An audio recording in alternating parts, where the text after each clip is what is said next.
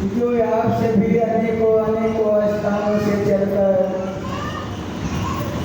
इस मुक्ति पर्व समागम के शुभ अवसर पर आप सभी का इस रूप में उपस्थिति हुआ है।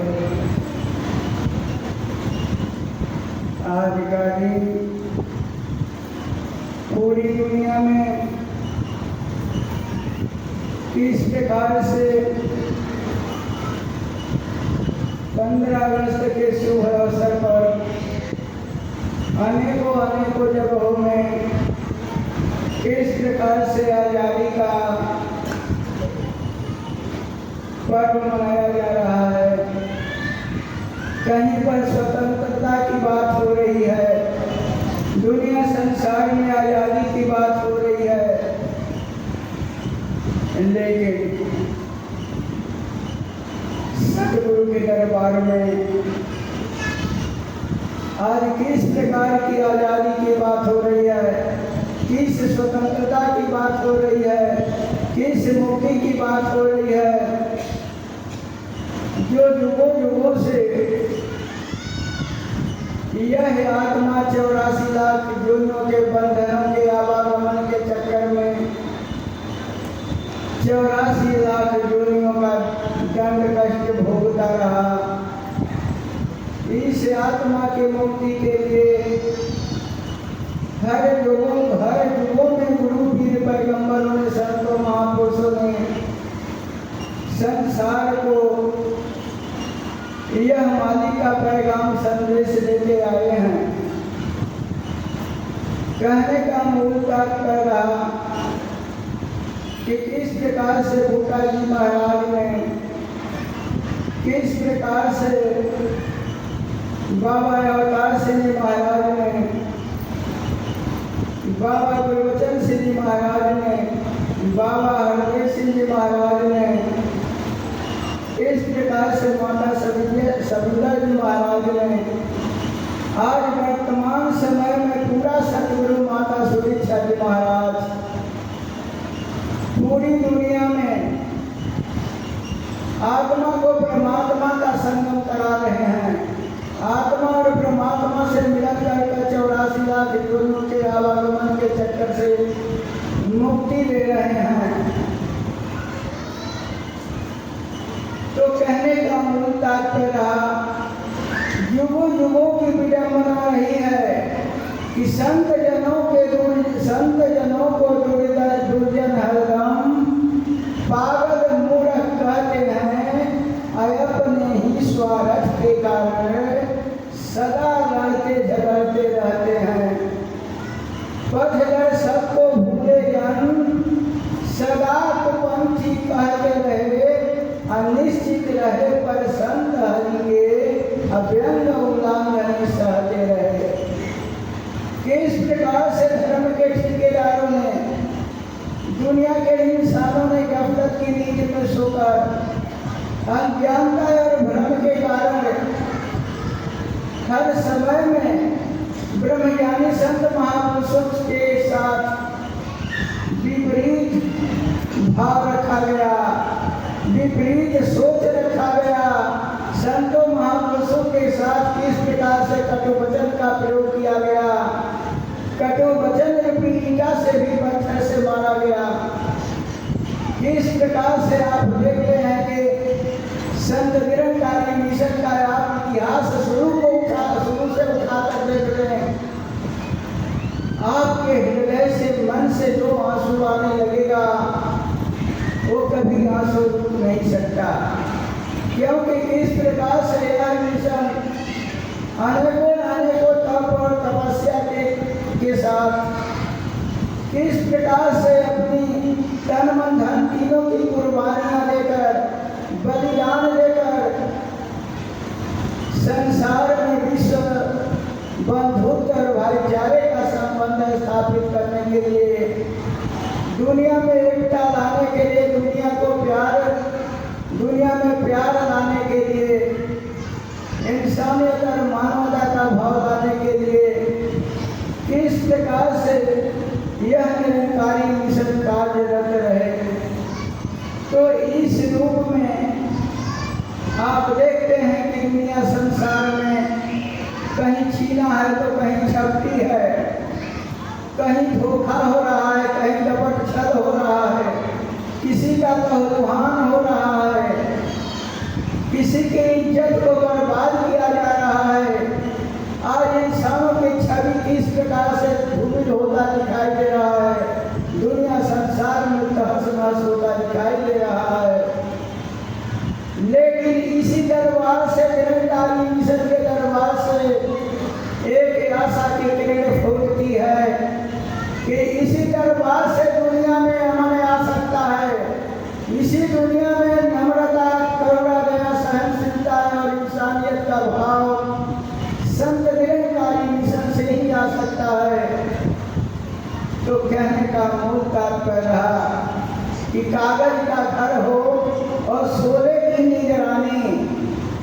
अगर कागज का घर बना हुआ है, सोना यानी आग, क्या उसका पहरा देगा?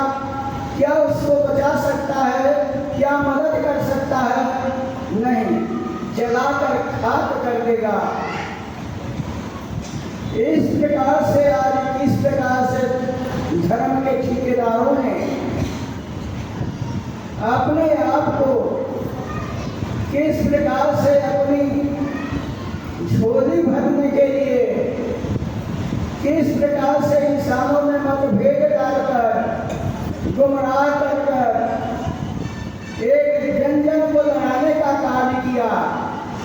जहाँ पर एक दूसरे से प्रेम का व्यवहार चल रहा है, एक दूसरे से मिलन वर्तन का भाव चल रहा है, वहाँ पर नफरत की दीवार खड़ा कर दूरियां पैदा कर लेना एक धर्म के ठेकेदारों का कार्य रहा है। तो कहने का मूल तात्पर्य रहा कि आज कुत्ते और चोर आपस में मिल चुके हैं, तो पहरा किसका? कुत्ता भी मिल गया और एक चोरी करने वाला चोर भी कुत्ते के साथ मिल गया, कुत्ता भी चोर के साथ मिल गया। तो पहरा कहाँ से रहेगा?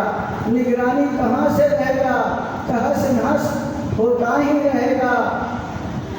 यहाँ पर हर इंसान के चरणों में अरदास हो रहा है।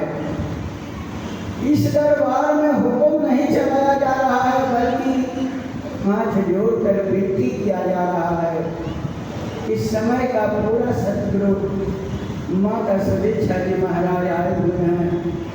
इनके कदमों में आकर जो मानस जन्म के रूप में जो सुनहरी मौका मिला है, जिस मनुष्य जन्म के लिए देवता लोग भी मालिक से प्रेम प्रार्थना करते हैं कि हे मालिक इंसान का जन्म दे दे, दुर्लभ है जो हम सभी को इस मालिक के राह करम से मिला है। समय के सतगुरु माता सुदीक्षा जी महाराज के कदमों में बस नतमस्तक होना है, अपनी हस्ती को मिटाकर जिंदगी की मस्ती प्राप्त कर सकते हैं।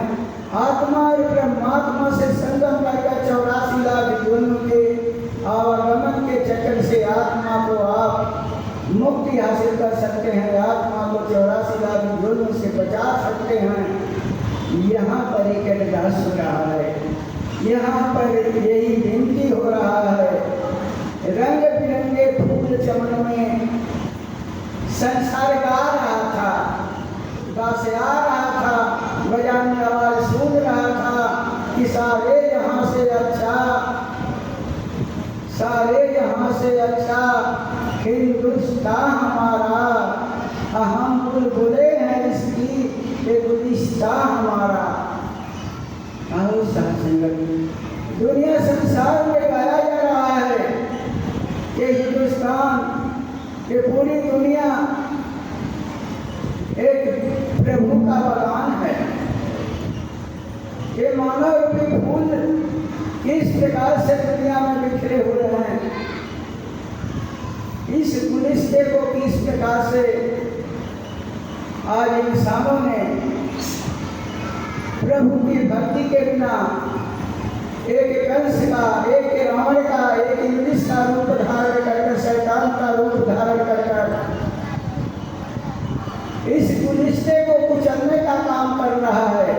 किस प्रकार से इंसानों को रोकने का काम कर रहा है, किस प्रकार से जन को के आंसू बहाने का कार्य कर रहा है, किस प्रकार से झूठों का छल कपट कर किस प्रकार से इंसान को लहूमान करता चला जा रहा है।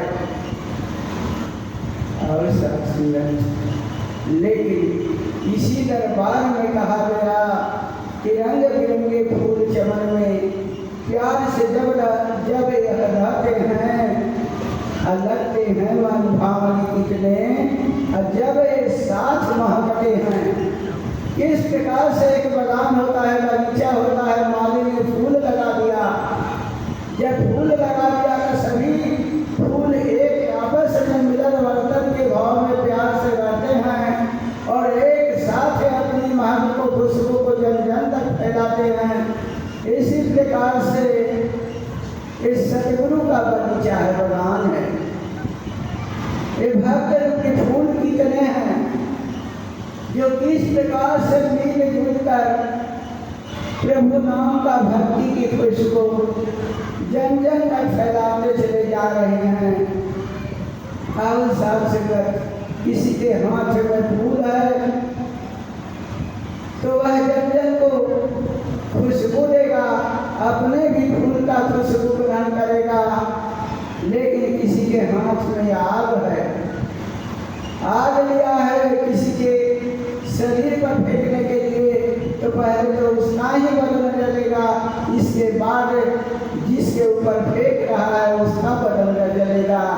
लेकिन यहाँ पर अरदास हो रहा है कि प्रभु नाम का भक्ति का फूल ले अपने मन की हाथों में, तो भी खुशबूदार रहेगा और औरों को भी खुशबू देगा चला जाएगा।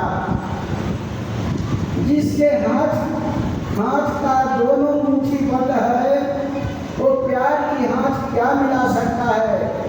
प्यार की हाथ मिलाने के लिए नफरत और अभिमान की मुट्ठी को खोलना पड़ेगा।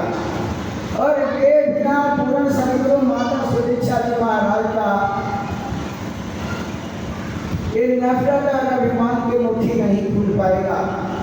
एक बार सिकंदर बादशाह पूरी दुनिया में विजय प्राप्त करके एथेंस शहर में आया। एथेंस शहर के लोगों ने भव्य स्वागत करने के लिए एक राजमंच बनाया, एक मंच बना दिया, एक बहुत बड़ा टेंट लगा दिया। सब लोग टेंट पर सिकंदर बादशाह बैठा हुआ है और सब लोग फूल हार माला लेकर सिकंदर बादशाह के पास जाकर अभिवादन कर रहे हैं, स्वागत कर रहे हैं। उसी में एक बूढ़ी माँ पुराना कपड़े उपड़े पहनकर उसी में बैठी हुई थी। बूढ़ी माता जी उठकर सिकंदर बादशाह के पास आ रही है सिकंदर बादशाह का स्वागत करने के लिए। सिकंदर बादशाह का जो कर्मचारी था हाथ बूढ़ी माता का पकड़ दिया कि तुम मत जाओ स्वागत करने के लिए सिकंदर बादशाह का। सिकंदर बादशाह ने जब देखा तो कहा कि नहीं, बूढ़ी माता को आने दो। बूढ़ी माता सिकंदर बादशाह के पास आती है और हाथ जोड़कर पूछती है सिकंदर बादशाह से कि क्या बेटा पूरी दुनिया पर तुम विजय हासिल कर लिया, विश्व विजेता कहला रहा है, ये पूरा तेरा स्वागत हो रहा है, क्या पूरी दुनिया पर विजय प्राप्त कर लिया है। सिकंदर बादशाह गुस्सा में आया, क्रोध में आया। आओ साथ से बूढ़ी माँ कुछ नहीं ली थी बल्कि एक अपने पास रुमाल रखी थी। बूढ़ी माँ रुमाल का गांठ बांध कर सिकंदर बादशाह के हाथों में दे देती है बूढ़ी माँ कि बेटा इस गांठ को तुम खोल दो। सिकंदर बादशाह क्रोध में आया, अपना तलवार से रुमाल के बीच में ऐसा तलवार चलाया कि इधर बिधर रुमाल हो गया। बूढ़ी माँ कह रही है कि बेटा तेरी परीक्षा हो गई, तो कह रहा है कि मैं विश्व विश्व विजेता हूँ, तो विश्व विजेता नहीं है, तू दुनिया को जीता नहीं बल्कि दुनिया के दिल को काटा है, पूरी दुनिया के दिल को तोड़ा है, दुख दर्द मचाया है। और साथ संगत इस रूप में सतगुरु माता सुदीक्षा जी महाराज इस मन में जो आज इंसान के पास अनेकों गांठ बना हुआ है, जिस कारण 84 लाख योनियों के जम का डंडा खाना पड़ेगा। तोड़ मोड़ की देवरी बट बांधा संसार, एक कबीला क्यों बंधे जाता नाम आधार। आज इंसान के पास कितनी अहम है, कितनी मन में गांठ बना है कि मैं जाति का उत्तम हूँ, जाति का बड़ा हूँ, बहुत पैसे वाला हूँ, बहुत धनवान हूँ, मेरा दुनिया में बहुत शोहरत हो रहा है, दुनिया में बहुत सम्मान मिल रहा है, यही तुझे 84 लाख योनियों के नरक में तुझे ले जा रहा है। समय के पूरा सतगुरु माता सुदीक्षा जी महाराज के कदमों में आकर तू अपनी जो मन में अभिमान का गांठ है, नफरत का गांठ है, एक खोल कर तू विशालता को प्राप्त कर ले, तू असीम को प्राप्त कर ले। तेरा रूप असीम है, तेरा मालिक असीम है, इस मालिक में कोई बंधन नहीं है, किसी प्रकार का निवार नहीं है। और साथ संगत अगर ऐसे दाता को प्राप्त कर लेता है तो तू भी 84 लाख योनियों के बंधन से मुक्ति हासिल कर लेगा। कमला जब तक साथ संगत पौधा जब तक कमला में स्थित है वो कभी विशाल पेड़ नहीं बन पाएगा। उस पौधे को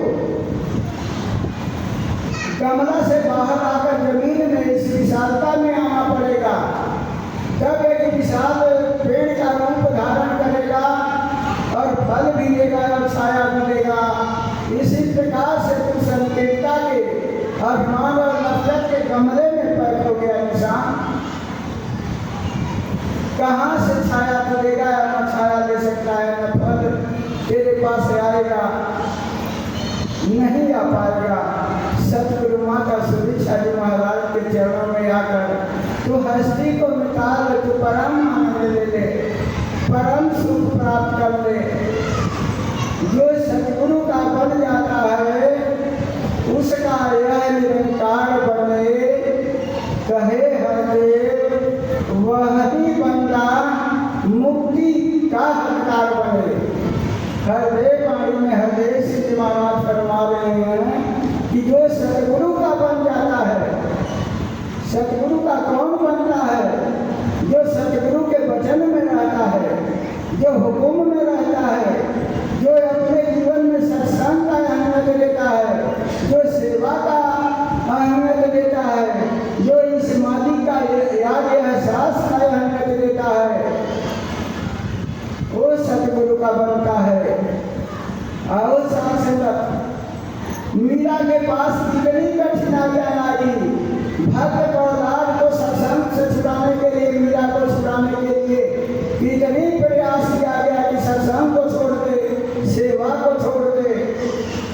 मीरा ने अनेकों मुसीबत का सहन किया, भक्त प्रहलाद ने मुसीबत को कुछ नहीं समझा, गुरु का आशीर्वाद आशीष समझा कि ये मेरे लिए आशीष आ रहा है, रहमत आ रहा है।